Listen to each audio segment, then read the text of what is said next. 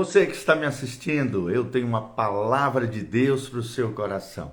Estamos aqui baseados em Juízes, capítulo 3, de 7 até o 11. O texto sagrado nos diz o seguinte: abre o seu coração, deixa Deus falar com você. Os filhos de Israel fizeram o que era mal perante o Senhor e se esqueceram do Senhor seu Deus e renderam culto aos Balaíns, ao poste ídolo. Então a ira do Senhor se acendeu contra Israel e ele os entregou nas mãos de Cusã-Risataim, rei da Mesopotâmia, e os filhos de Israel serviram a Cusã-Risataim 8 anos.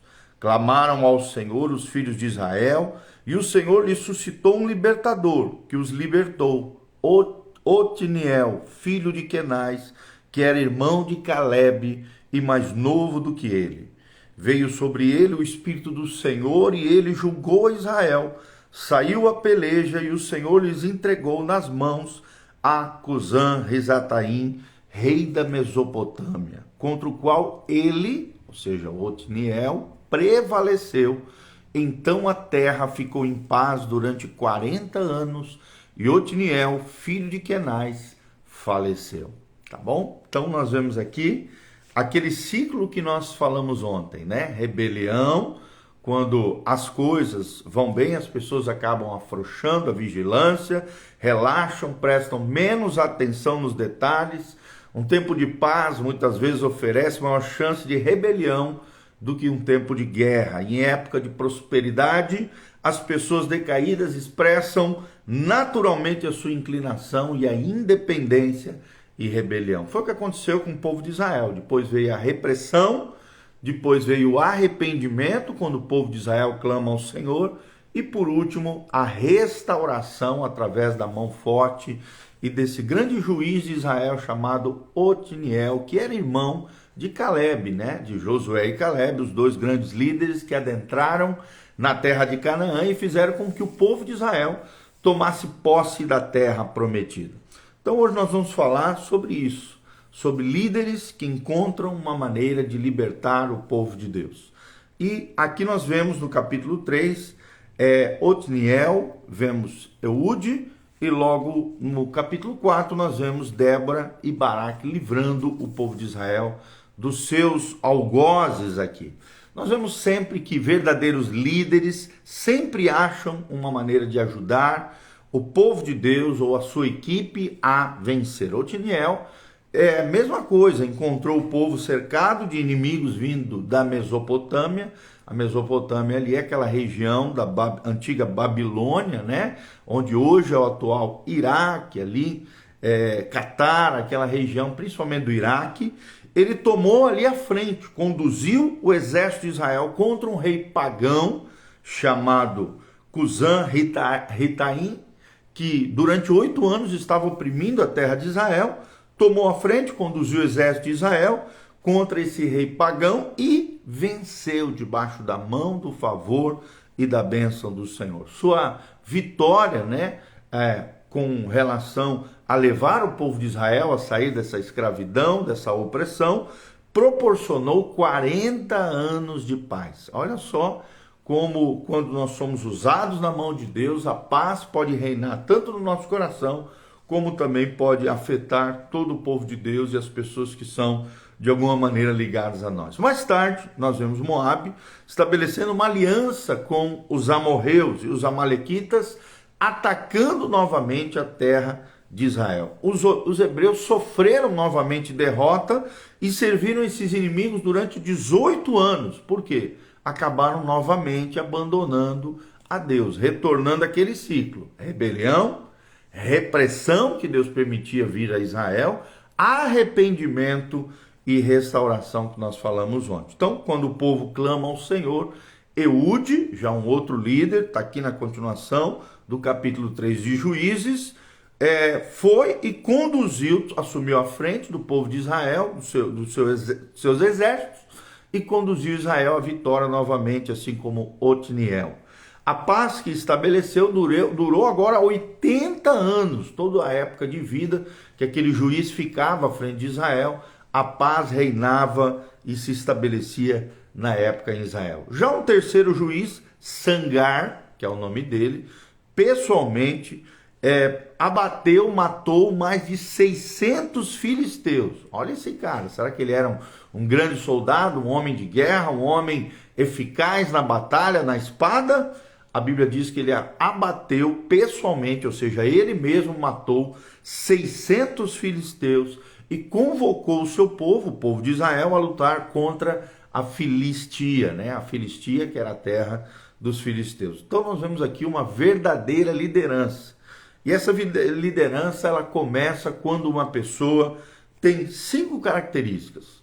Primeira delas, o verdadeiro líder, o verdadeiro homem de Deus, mulher de Deus, uma pessoa relevante, influente, um verdadeiro cristão, ele se levanta, um verdadeiro líder começa quando uma pessoa, em primeiro lugar, percebe uma necessidade. Ele foca num problema específico e faz algo a respeito. Em primeiro lugar, percebe uma necessidade. O que você faz quando você percebe uma necessidade? O que você faz quando você vê um problema? Foca no problema e encara aquele problema? Segundo lugar, nós vemos que um verdadeiro líder possui um dom. No caso aqui, nós vimos Sangar tinha um dom de batalha, de luta, de travar batalhas. Ele mesmo sozinho matou 600 filisteus. Possuía um dom, ou seja, ele tem competência de tratar aquela necessidade de fazer algo a respeito. Os 3 nomes mencionados aqui é Eude, Sangar e Otniel, que era irmão de Caleb. Terceiro lugar, um verdadeiro líder, um verdadeiro homem, mulher de Deus, ostenta uma visão, ou seja, ele lança uma visão baseado numa paixão e age a respeito daquilo que Deus vai orientando, falando e guiando ele para a resolução dessa necessidade, desse problema, através do seu dom, como nós estamos falando aqui. Quarto lugar, nós vemos que ele tem a capacidade de persuadir pessoas. Um verdadeiro líder, ele percebe uma necessidade, ele possui um dom, ele ostenta, ou seja, ele sustenta uma visão de Deus no seu coração, baseado numa paixão, ele age, mas ele também tem a capacidade de persuadir outras pessoas para irem com ele, avançarem dentro dessa visão e mudarem realidades. Um verdadeiro líder, ele atrai outros para se unirem àquela causa. No nosso caso aqui, nós que somos cristãos, a causa do Evangelho, a causa de Deus, a Missio Dei, a missão de Deus. Nós temos que ter a capacidade de envolver pessoas nessa missão, de levar pessoas a usufruir de uma verdadeira espiritualidade dentro de uma visão de Deus, baseados numa paixão que Deus derrama no nosso coração, mediante um problema que nós vemos, nós temos que agir baseados no nosso dom, dentro de uma visão, percebendo uma necessidade, persuadindo outros, influenciando outros, porque liderar é influenciar. E por último, é alguém que persegue um propósito. Quinta característica é alguém que persegue um propósito, ou seja, ele emprega medidas para alcançar um alvo desejado, para realizar e conquistar para a glória de Deus. Será que você tem perseguido o propósito de Deus para a sua vida? Será que você reconhece qual é o chamado de Deus para você? 5 características de um líder que faz a diferença. Primeiro, percebe uma necessidade. Segundo, possui um dom, possui dons e talentos naturais e sobrenaturais.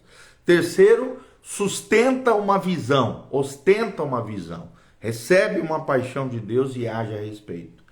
Quarto, persuade pessoas, tem o poder de persuasão para envolver outros na visão e na causa que Deus colocou no seu coração. E quinto lugar, persegue um propósito, vive o propósito de Deus para a sua vida. Então, nós vemos aqui 3 líderes, como já falamos, Sangar, Otniel e Eude, 3 líderes que livraram Israel e encontraram maneiras de liderar e de libertar Israel do jugo opressor que nós vemos aqui das nações que estavam ao redor. Toda vez que Israel se corrompia, se desviava, idolatrava, abandonava os mandamentos do Senhor, Deus permitia que nações ao redor viessem contra eles, os oprimia, gerando através da repressão, arrependimento, e aí então levantando um juiz, houvesse a restauração. Então o ciclo é esse: rebelião, repressão, que Deus permite que aconteça, aí vem o arrependimento e, por último, a restauração. São os 4 processos que Deus permite que aconteça na vida de um homem, de uma mulher, de uma pessoa, quando essa se desvia, se corrompe, de alguma maneira se afasta do propósito de Deus, do caminho da salvação. Tá bom? Quero declarar a bênção do Senhor sobre a Josiane Melo, a Isa Gomes, o Israelzinho Lima, meu sobrinho querido, a Ana Paula Rossi, a Gi Bordião, a Claudinha, que estão aqui, a Silvana Polinski, a doutora Kátia Rezende, o José Carlos Cione, a Lojas Maieu, sei lá, um nome esquisito aqui, o Nilo Brito, lá em Belém do Pará, a Grazi Honorato também, que está conosco. Que Deus te abençoe, que a graça e a paz de Deus venha sobre você, que você tenha um grande dia, um dia abençoado pelo Senhor. Você que chegou agora no finalzinho, assista novamente, vai ficar disponível para você on demand, para assistir a hora que você quiser, aqui no Instagram. Nós também vamos estar postando no YouTube, no nosso canal PR Giovanni, e também vamos estar postando sempre no Facebook da igreja, Igreja Casa na Rocha, também no Facebook do pastor Giovanni, que se chama pastor.gil, e também você vai assistir em áudio, ouvir, né, em áudio, no Spotify, Google Podcast e Apple Podcast. Você pode assistir mais de 2.750 ministrações no Spotify, que é a maior plataforma de áudio do mundo. É só colocar tudo junto, grudadinho, Igreja Casa na Rocha. Igreja Casa na Rocha.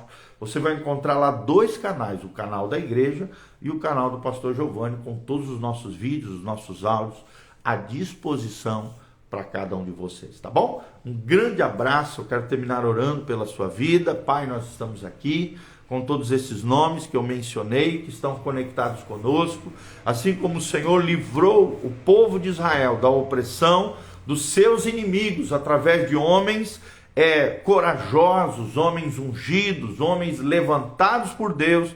Logo em seguida também mulheres. Nós vemos aqui a vida de Débora, Esther, Ruth, outros grandes personagens, Maria, e tantas personagens também, mulheres na Bíblia, que Deus levanta para um propósito, a fim de abençoar o teu povo.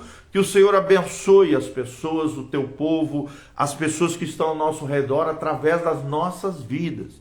Que possamos ser juízes de Deus, homens comprometidos com o teu propósito, movidos pela paixão que Deus derrama no nosso coração, baseados nos nossos dons e talentos, confiados pelo próprio Deus, e percebendo uma necessidade, possamos perseguir o nosso propósito, fazermos algo a respeito, persuadindo pessoas e manifestando a tua graça, a tua glória, a tua unção, exercendo a liderança que o Senhor coloca no nosso coração. Pai, abençoe cada vida, cada casa, cada família, cada pessoa que me escuta através desses estudos, desse devocional. Levanta um povo fiel, não um povo que se corrompe, não um povo que se rebela, não um povo que se desvia, mas sim um povo comprometido, aliançado com o teu coração, um povo fiel, um povo leal, um povo, ó Deus, que vive aquilo que o Senhor sonhou e planejou para cada um de nós. Abençoe cada casa, cada família, cada vida, cada pessoa,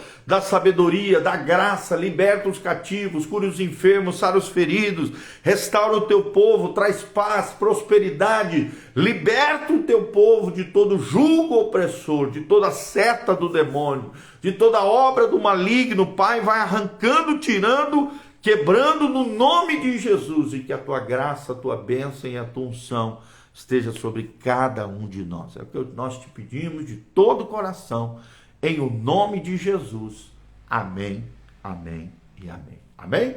Um grande abraço, queridos. Aqui no link de descrição tem todas as informações de como você pode contribuir nesse ministério, exercer a sua generosidade e ser um cooperador fiel nessa obra linda. Tem o endereço do culto, os endereços da igreja, as nossas mídias sociais, o nosso site com mais de 8 cursos online de graça para abençoar você, para que você cresça, floresça, se desenvolva no Senhor. Que a graça e a paz de Jesus venha sobre a sua vida, em nome de Jesus. Amém e amém.